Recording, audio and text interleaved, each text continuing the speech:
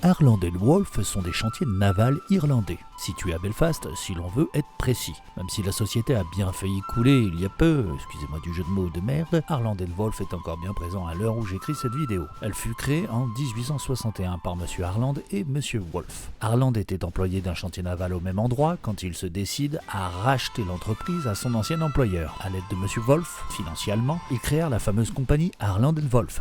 Sans blague, c'est ici que naquirent et prirent le large les bateaux les plus fameux, les plus luxueux et les plus grands de leur époque. L'Olympique, le Titanic et le Britannic, entre autres. Le Titanic sombra dans l'océan Atlantique Nord en 1912 et fut découvert par James Cameron, ça va, je déconne, par l'américain Robert Dwan Ballard en 1986. Le Britannic, quant à lui, était destiné à être le plus somptueux, mais il ne connaîtra jamais une utilisation commerciale car sorti des chantiers début 1914, il sera vite transformé en navire hôpital pour la Royal Navy. Car en effet, les armateurs, même aussi puissants qu'Harland & Wolff, auraient été bien incapables de financer entièrement le coût d'un tel projet sans l'aide de subventions d'État. Pour toucher ces aides, l'entreprise devait mettre à disposition ses navires commerciaux au gouvernement, en cas notamment de guerre, ce qui scella le sort du Britannic. Il coula en mer Égée en novembre 1916, ayant été probablement touché par une mine, même si les causes exactes restent encore inconnues. Il est retrouvé en 1975 par notre petit Frenchie, Jacques-Yves Cousteau. Seul l'Olympique connaîtra la carrière que la White Star Line aurait rêvé pour les deux autres. Il fut démantelé après 24 années de service et de nombreux éléments de décoration furent revendus afin d'orner de belles propriétés et de riches hôtels. Il est impossible d'obtenir des photos de l'aménagement des ouvriers à l'intérieur de ces navires. Souvent, les quelques images qui ont traversé le siècle sont ceux de l'Olympique, pour lequel de grands renforts de pub eurent été faits avant le lancement de la série. Alors pourquoi aussi peu de photos et films du Titanic et toujours les mêmes de l'Olympique? À quoi bon prendre en photo le Titanic qui serait construit et aménagé de la même sorte avec quelques améliorations que Andrews estimait nécessaires? Les peintres et applicateurs de revêtements, étant les derniers à intervenir sur le navire, furent obligés d'accélérer la cadence jusqu'au dernier jour avant la traversée inaugurale du Titanic, tant les retards de construction précédemment aux finitions s'étaient accumulés. À ce moment très précis de l'avancée des travaux, le paquebot tel qu'il accosta à Southampton n'était tout simplement pas encore fini. Un contretemps que connaissent encore tous les peintres aujourd'hui. On ne peut pas parler de l'intérieur du Titanic sans bien sûr parler de son principal architecte, Thomas Andrews. Issu d'une famille très aisée d'Irlande, il est aussi le neveu du principal actionnaire et président des chantiers Harland & Wolff. Mais que nenni, ça n'est pas en pompant son tonton devenu soudain son préféré qu'il réussit à se faire une place de choix dans l'entreprise, mais c'est bien par sa pugnacité et son travail qu'il réussit à s'élever professionnellement. Son apprentissage commencera avec les ouvriers des chantiers navals, les menuisiers, les ébénistes, les peintres, les ferronniers, les installateurs, les modélistes et les forgerons. Pour terminer, il entre chez les dessinateurs où il découvre l'élaboration des plans de bateaux. Au total, son apprentissage aura duré 5 ans. Thomas Andrews aura travaillé sur tous les grands chantiers d'Harland & Wolff durant près de 13 années. Il embarquera avec des employés des chantiers navals pour les voyages inauguraux de l'Olympique, l'Océanique, l'Adriatique et finalement le Titanic, dont le seul dessein était de trouver et de relever les améliorations à apporter au navire. Des rumeurs imbéciles et sans preuve, notamment le film de Cameron, appuyèrent l'argument que la White Star, concurrente à la Cunard, ne voyait que la puissance et la rapidité de ses voyages et de ses bateaux.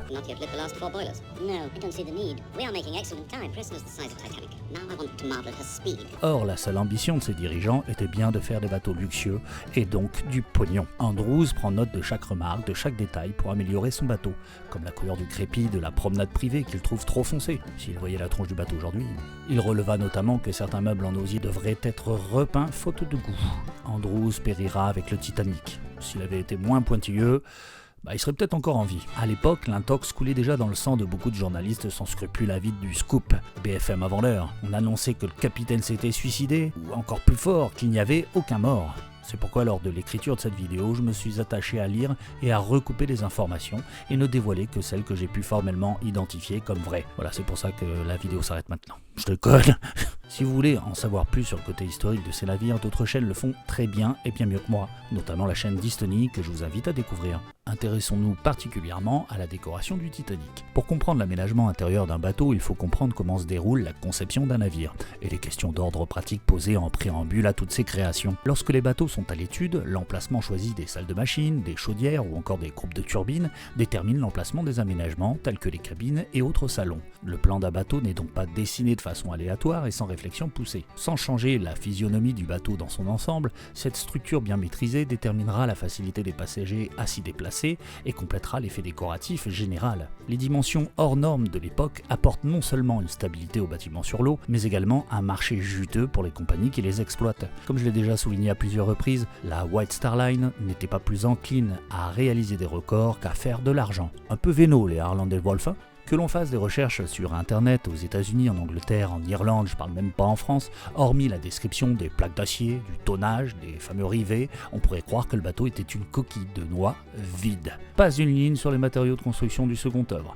Pas une photo des artisans peintres à l'intérieur, aucune mention de marque, ou si peu qu'on ne sache déjà, aucun chiffre, bref, le vide complet.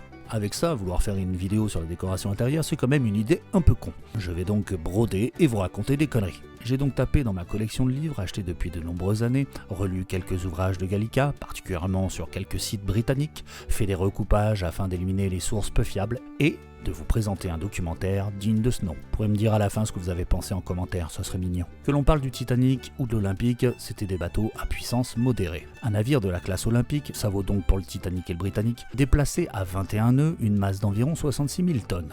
Ça n'est pas le poids du navire, mais la résistance exercée par son déplacement d'eau qui le maintient à flot, qui elle dépend directement du poids du navire. Le tout nécessitait une puissance équivalente à 46 000 chevaux pour être déplacé.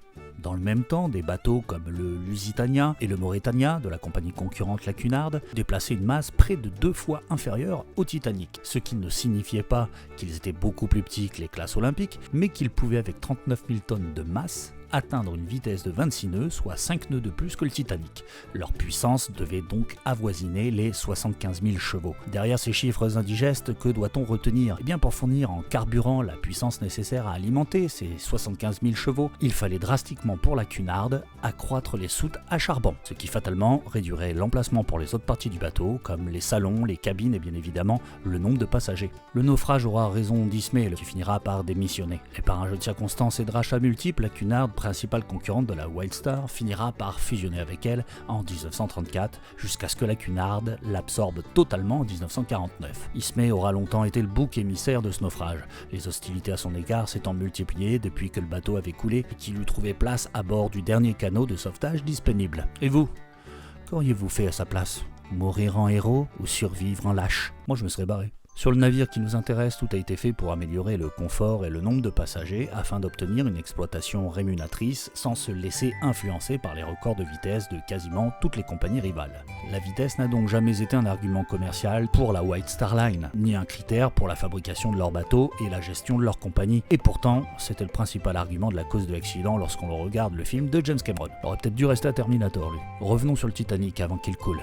Le navire comptait 10 ponts et avec ses 268 mètres de long pesait environ 45 000 tonnes. C'est dire si les armateurs n'ont pas lésiné sur les matériaux à bord. Il y avait là des passagers répartis en 3 classes, pouvant en accueillir 1100 en troisième, plus de 550 lits pour la seconde et près de 750 places pour la première, avec une petite particularité pour la première, celle d'accueillir 69 cabines de luxe réparties sur 2 ponts. Avec ces aménagements gigantesques et le prix des billets, nul doute que la White Star allait très vite amortir sa nouvelle flottille et accessoirement faire beaucoup de sous. Oui, mais à ce détail près, c'est que si un de ces géants de mer venait à couler, la White Star et le monde de ce début du XXe siècle connaîtraient la pire catastrophe maritime hors conflits mondiaux. Le navire, comme chacun sait, était aménagé d'équipements de luxe et de loisirs. Achevé complètement en mars 1912, il aura fallu seulement 10 mois pour équiper la coque nue du bateau, donnant du travail à près de 3000 ouvriers travaillant entre 50 et 60 heures par semaine. Le navire coûta la somme équivalente à 150 millions de dollars du début du XXIe siècle. Ah, quand même. La quantité de peinture utilisée sur ce navire varie selon les ponts de ce dernier. Si elle est de plus en plus présente dans les parties communes des classes inférieures, en première classe, les boiseries nobles ainsi que les tentures et tapisseries font la plupart des décors. Grosso modo, ça devait schlinguer la solvantée chez les pauvres, mais pas trop chez les riches. Bon, les pauvres avaient déjà l'habitude de sentir la daube. Il n'y a aucune référence de teinte connue autre que le blanc sur les cloisons du navire. Le blanc était utilisé, et il l'est encore aujourd'hui, afin d'agrandir les espaces. Les architectes et stylistes s'affairaient à combiner la peinture blanche avec des bois foncés typiques du style jacobéen, riche en boiseries sombres. Nous ne savons pas combien de litres de peinture ont été nécessaires à la mise en peinture du bateau, que ce soit pour la coque ou l'intérieur, mais on peut imaginer sans trop se tromper qu'il s'agissait là de centaines voire de milliers de tonnes de produits. On sait qu'à cette époque, les marques marques de peinture que l'on connaît n'avaient pas la même reconnaissance et réputation et étaient aussi bien moins nombreuses. La seule marque de peinture professionnelle britannique, Farrow & Ball, n'existait pas encore à l'époque de la construction de ces bâtiments. On sait également qu'il n'existait pas non plus de peinture prête à l'emploi telle que l'on utilise quotidiennement aujourd'hui. Ah bon, pourquoi ? Parce que ça n'est qu'en 1919 que les précurseurs du marché du groupe français Seigneurie se mettra à fabriquer des peintures prêtes à l'emploi pour les professionnels. On peut donc imaginer que sur le Titanic, achevé avant cette période, ce sont bien les ouvriers peintres qui fabriquaient eux-mêmes leurs peintures. Il existait pour les fournir des marchands de couleurs qui vendaient huile de lin, essence, colorants et autres adjuvants nécessaires à la fabrication des peintures. La mise en peinture de la coque extérieure aurait été certainement un spectacle incroyable à observer. Les ouvriers étaient suspendus dans le vide par deux ou tout seuls, à de simples planches retenues par un système de cordage à coulisses, debout comme sur des échafaudages mobiles ou assis comme sur une balançoire. Les rouleaux n'existaient pas et toute la peinture était appliquée à la brosse plate, plus ou moins grosse selon les surfaces à peindre. Malheureusement, la mise en peinture de la coque ou de l'intérieur du Titanic n'a jamais été photographiée et encore moins filmée. Que veux-tu ? C'était pas encore l'ère de YouTube. Ah, la belle époque. Hormis les parquets des promenades ainsi que des ponts, les sols intérieurs étaient semble-t-il dénués de bois. C'est sur les murs de première qu'il faut poser son regard si l'on veut observer ce que les ébénistes et les menuisiers d'époque faisaient de meilleur. De riches panneaux, de boiseries fines ciselées, côtoyaient les ferronneries relevées à la feuille d'or, qui côtoyaient à leur tour les sculptures détaillées dans le plus pur style jacobéen. En deux mots, c'était de toute beauté. Ça fait 4, mais t'as compris ce que je voulais dire. Le restaurant luxueux et intimiste, surnommé le Ritz, était quant à lui de style Louis XVI. Murs lambrissés de panneaux de noyer français sculptés aux moulures dorées. Parenthèse, on apprend que le repas de ce restaurant n'était pas compris dans le prix de la traversée, mais de toute façon chez les pauvres, on préfère le McDo. Anachronisme, mais on s'en fout. Si les moquettes étaient réservées à certaines parties de première classe, comme certains salons, séjours et même cabines et suites, elles étaient inexistantes dans les parties communes de troisième. Dans la plupart des pièces du navire, c'est le linoléum qui fait recette. Moins cher et surtout plus facile d'entretien que les moquettes ou parquets, plus léger et souple que ses revêtements. Dans les parties communes telles que les couloirs d'accès, c'était le même type de parquet que l'on pouvait observer sur les ponts supérieurs. Le linoléum est un revêtement découvert au milieu du 19e. Il était utilisé en majeure partie pour les sols intérieurs, avec toutefois une finition bien plus luxueuse et recherchée en termes de motifs, en première ainsi qu'en seconde. Il suffit de regarder le sol du grand escalier principal que l'on aurait pu confondre avec du carrelage prestigieux. Pour l'anecdote, en 2012, certains objets attestés de l'épave ou en rapport avec elle furent vendus aux enchères à New York. Le plus insolite était certainement ce petit morceau de moquette verte qui aurait été retiré du paquebot avant sa livraison. Il se vendit 18 000 $. À ce prix-là, je te fais toute ta baraque avec les matériaux du moment et le tout nu. Les sols vinyles présents sur l'Olympique furent remplacés sur le Titanic par d'épaisses moquettes rouges à motifs, apportant une touche plus luxueuse et chic, donc plus salissante aussi, mais c'est pas les riches qui faisaient le ménage. On ne sait rien des techniques de pose de ces revêtements. Toutefois, l'emploi de ragréage aurait alourdi considérablement le bateau. Il est donc plus probable qu'un plancher bois ait été construit sur la charpente du navire, puis recouvert par un lino ensuite, comme en témoignent ces photographies d'époque. En première et en seconde, les plafonds étaient agrémentés de magnifiques simèses et moulures staffées, richement stuquées. Ça c'est une simèse, et ça c'est un plafond stuqué. Ça brillait de tout feu. Bon, un peu moins le soir du drame, quand même. Chez les pauvres, on n'en parle pas.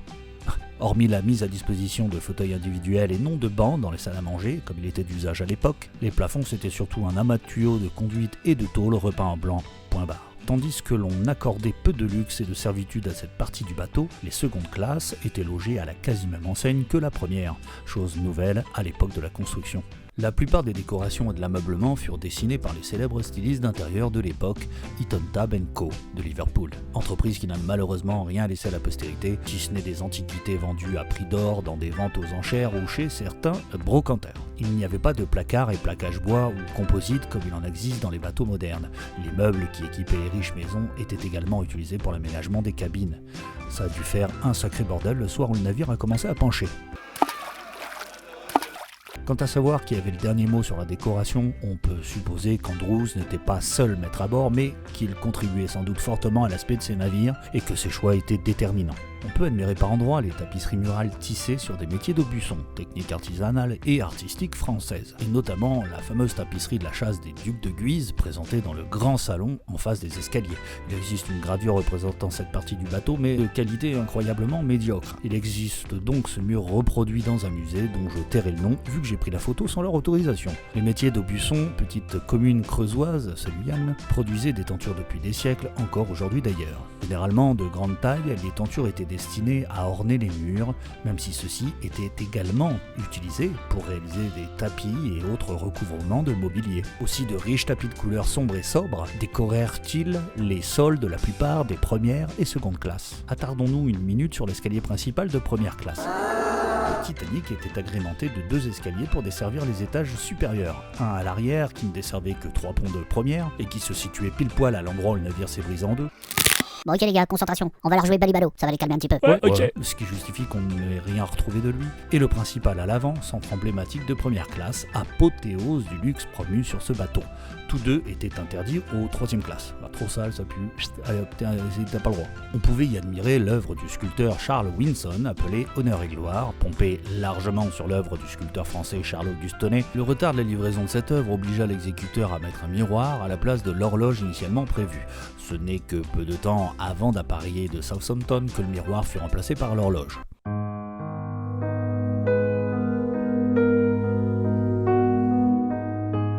Hormis un tas de rouille qui s'effondre sur elle-même, l'épave est dans un état déplorable et la beauté de ses intérieurs a depuis longtemps disparu. Si vous êtes très riche, pour 100 000 $, des entreprises vous emmènent faire un tour sur l'épave, la vraie.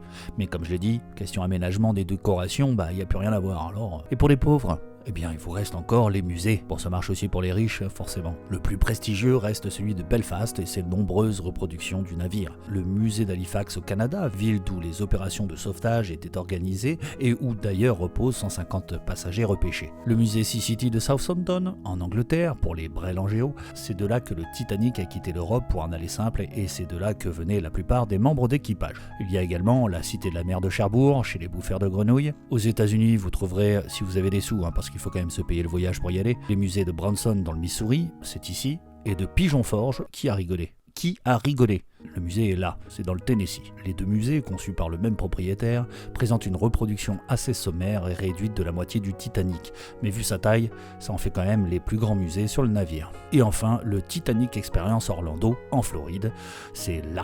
Sont présentées de nombreuses reconstitutions à taille réelle, notamment son escalier principal. Bon, n'essayez pas de refaire la scène de l'escalier avec votre femme, autrement vous allez vous faire dégager comme des vieilles merdes.